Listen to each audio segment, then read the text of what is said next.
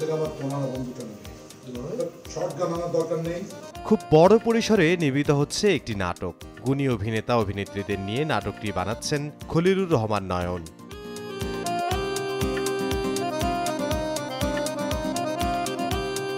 বেশ কয়েকজন ডিরেক্টরও এই নাটকে অভিনয় করছেন, যা উৎসাহিত করছে শিল্পীদের। নাটকটিতে ডিরেক্টররাও অভিনয় করতে পেরে আনন্দিত। এই নাটকে আমার ক্যারেক্টার হচ্ছে নার্স এবং নয়ন ভাইয়ের সঙ্গে এটা আমার ফার্স্ট কাজ, সেই হিসেবে এক্সপিরিয়েন্স খুবই ভালো। আর এই সেটে এসে আমার কো আর্টিস্ট হিসেবে আমি আরও 5 জন ডিরেক্টরকে পেয়েছি যারা দুর্দান্ত অ্যাক্টিং করে।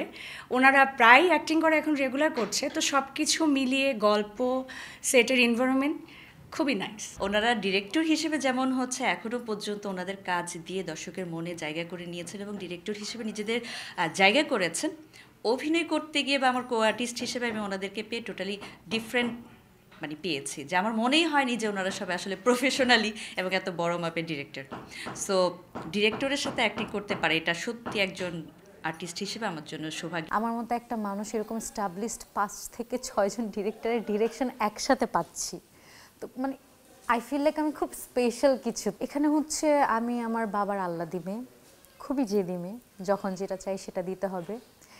আর খুবই রোমান্টিক একটা গল্প, যেই গল্প দর্শক পছন্দ করবে ঠিক এরকম, বাদবাকি বলবো না, নাটক দেখতে হবে।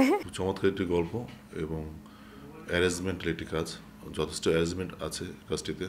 এবং কাজটিতে করতে এসে আমাদের যে ডিরেক্টর আছেন খলিলুর রহমান নয়ন ভাই, ওনাকেও আমরা নতুনভাবে আবিষ্কার করলাম। উনি অ্যাজ এ ডিরেক্টর আসলে ওনার সাথে ফার্স্ট কাজ, বাট ওনার ডিরেকশন অনেক পরিমিত, সেই জায়গা থেকে আসলে খুবই ভালো লেগেছে কাজটি করে। বড় পরিসরে অনেক শিল্পী নিয়ে নাটকটি বানানো সিনেমার রিহার্সেল বলে জানালেন নির্মাতা। এত বিগ অ্যারেঞ্জমেন্টের আগে আমি কখনো কাজ করিনি, এটাই ফার্স্ট। তো গতকালকে ডে 1 ছিল, সম্ভবত সন্ধ্যার পরে সেটে প্রায় 110 থেকে 15 জন মানুষ ছিল। সো কেন কারণ হইতেছে যেহেতু মুভি করার প্ল্যান ছিল আছে, সো ওইটার একটা প্রপার ওইতে প্র্যাকটিসটা করছি আর কি। এখন হয়েছে কিছু ব্যাড কিছু গুড, মোটামুটি হলো এক্সপিরিয়েন্স একটা। This is my first production, যেটা আসলে আমি মানে মন থেকে বানাচ্ছি। এটাই আসলে এখন আমার তো জানেন আপনি, মাঝখানে একটা ব্রেক ছিল, আসার পরে এবার প্রায় 150-র কাছাকাছি নাটক অলরেডি বানানো হয়েছে আমি বা আমার টিম, যেহেতু আমার একটা টিমও আছে।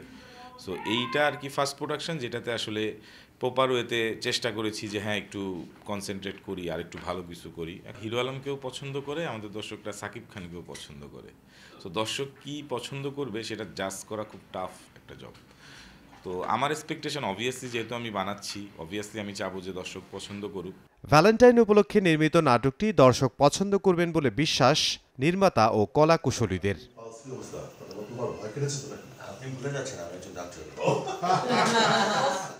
ইমদাদুল হক, সময় সংবাদ, ঢাকা।